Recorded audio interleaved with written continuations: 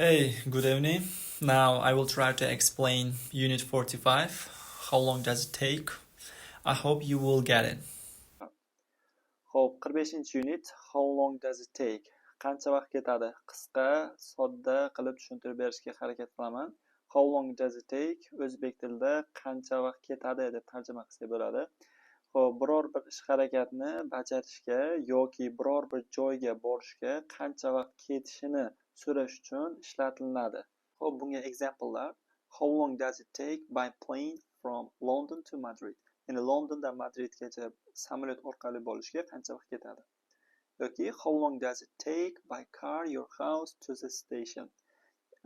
Mashina orqali uyingizdan vokzalgacha borishga qancha vaqt ketadi deb tarjima qilinadi. Keyingi formulamiz esa it takes somebody kelishi ham mumkin, emasligi ham mumkin, ya'ni shaxs plus time to verb one, ya'ni verbni o'zi. Bu odatda pozitiv gaplarga ishlatamiz. Biror bir ish harakatni bajarishga yoki biror bir joyga borishga qancha vaqt ketishini aytish uchun ishlatamiz.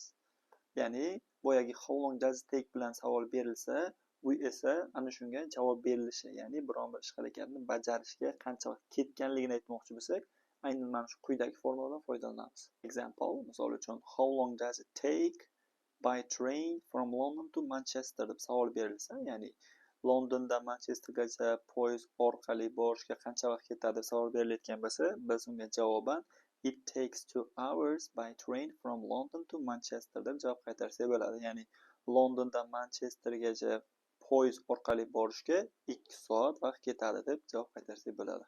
Mana shu to'g'ri variant hisoblanadi. Yana bitta boshqacharoq misol. How long does it take to go to work? Ya'ni ishga borishga qancha vaqt ketadi? Sen bunga javoban it takes me 20 minutes to get to work in the morning deb javob qaytarsang bo'ladi.